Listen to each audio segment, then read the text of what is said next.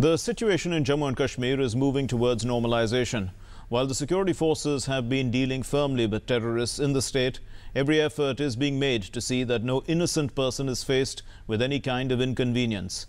In a detailed presentation by the Home Ministry yesterday, the Prime Minister was informed that the terrorist who was neutralized, Burhan Wani, had 12 terror-related cases registered against him and was working towards disintegration of the country. The Chief Minister has sought people's support to pull the state out of unrest.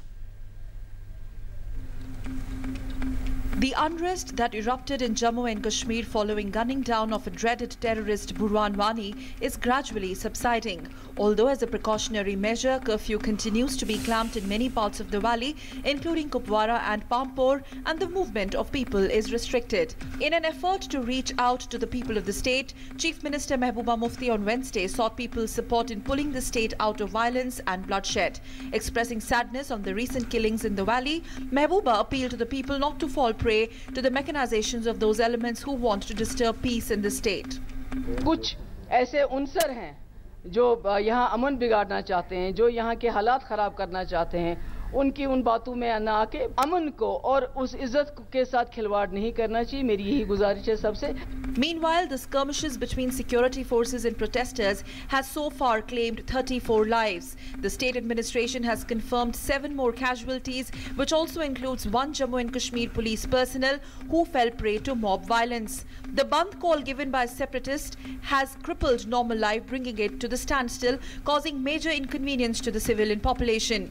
Public transport are not plying on the roads and business establishments continue to remain shut, including schools and colleges. In South Kashmir, mobile internet and cell services are suspended in vulnerable districts like Shopian, Anantnag, Kulgam and Pulwama. The train services continue to remain suspended as well.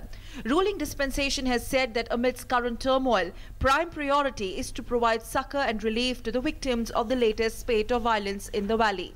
Central government meanwhile dispatched additional 800 personnel from paramilitary forces on Monday to deal with the situation. Prime Minister held a high-level meeting earlier on Tuesday to review the emerging situation in the valley and assured full assistance to the state government. To effectively handle the tension, Home Minister is in constant touch with the state machinery and is monitoring the situation. Meanwhile, Union Minister Mukhtar Abbas Naqvi has said that terrorists are trying to vitiate the atmosphere in Kashmir. He expressed hope that peace will once again return and the state will move ahead on the path of development. जो कश्मीर का नौजवान progress की main stream में शामिल हो रहा था, उसको जो कुछ अलगाववादी ताकतें हैं, जो आतंकवादी ताकतें हैं, वो हजम नहीं कर पा रही और वो एक बार फिर माहौल को ख़राब करने का एक शैतानी साजिश करने में लगी हुई हैं. हमें लगता है कि कश्मीर के लोग, कश्मीर के नौजवान, कश्मीर के आम लोग ऐसी ताकतों को परास्त करेंगे और कश्मीर में शांति और सद्भाव का माहौल फिर से कायम होगा. Elsewhere in Kashmir, in a rare display of solidarity, local Kashmiris extended all possible help to the victims when a bus carrying Amarnath pilgrims met with an accident. Baltal से जम्मू जा रहे थे तो रास्ते में दूसरी साइड में ट्रक आ गया और आमने सामने टक्कर हो गई. सुबह के 5 बजे की बात है ये और सभी लोग नींद में थे.